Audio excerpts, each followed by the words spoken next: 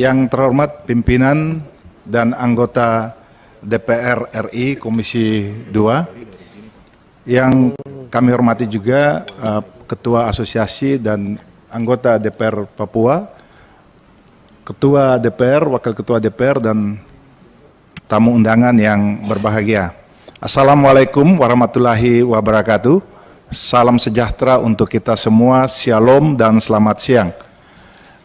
Izin pimpinan, kami melanjutkan bahwa aspirasi menyampaikan usulan untuk daerah otonomi baru di wilayah Saireri ini melihat dari kondisi yang ada di Papua.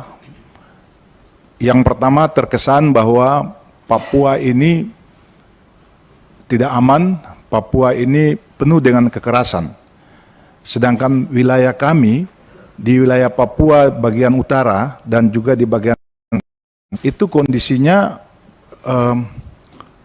kalau tidak ada investor yang masuk, kami tidak berdaya karena tidak mempunyai sumber daya alam yang cukup.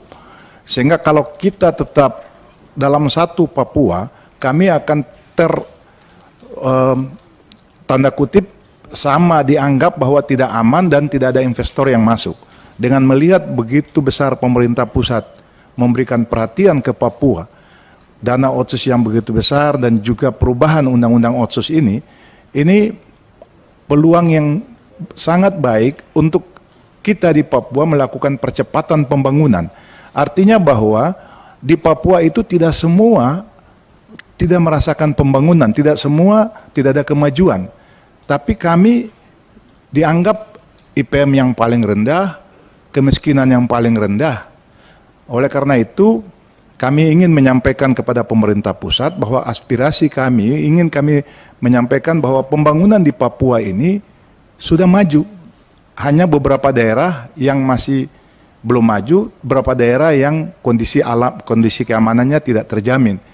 Sehingga begitu ada provinsi baru dan contohnya Papua Barat, begitu ada pemekaran sendiri, bagaimana investornya bisa masuk di sana, pembangunan di Papua Barat bisa begitu maju. Kita bisa mempercepat pembangunan, meningkatkan, membuka lapangan pekerjaan dan meningkatkan kesejahteraan masyarakat di Papua. Inilah yang menjadi semangat kita. Kami sudah hampir 2 periode menjadi bupati, Pak.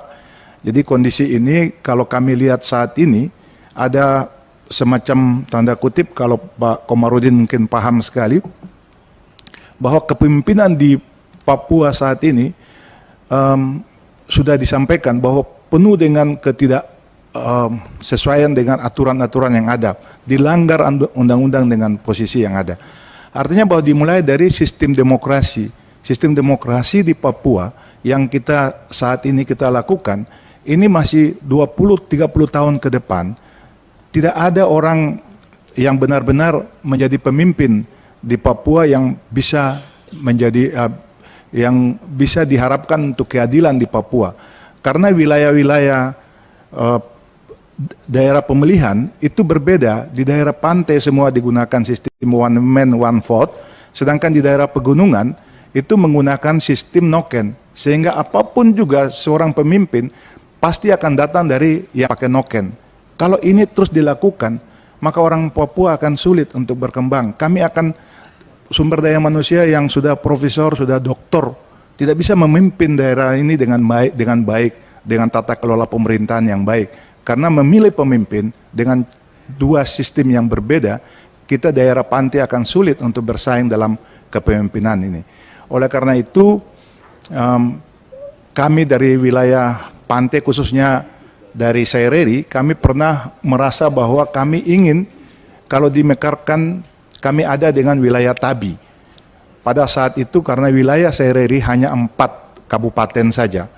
Namun kami bersyukur bahwa di dalam perubahan Undang-Undang 21, Undang-Undang nomor 2 itu membuka peluang untuk mengabaikan administrasi teknis dari suatu daerah otonomi baru, dan ditambah dengan aspirasi dari generasi muda yang disampaikan pada tanggal 28 Oktober 2021, maka kami dari asosiasi melanjutkan aspirasi itu dan datang kepada pemerintah pusat, khususnya di Komisi 2 ini, untuk menyampaikan aspirasi bahwa kami, masyarakat yang ada di daerah Sereri, ingin untuk mengatur daerahnya sendiri untuk mempercepat pembangunan untuk lebih cepat kesejahteraan di wilayah Sereri. Dan yang terakhir, pimpinan, bahwa di Papua harus dibangun juga kesan bahwa ada pulau-pulau di Papua, tidak hanya daratan yang besar, tapi kepulauan itu ada, dan satu kepulauan yang perlu kita pertahankan adalah wilayah Sereri ini menjadi daerah kepulauan dari satu gugus kepulauan yang ada di Indonesia ini. Inilah yang dapat kami sampaikan. Terima kasih atas perhatian pimpinan dan seluruh anggota Komisi 2 yang terhormat.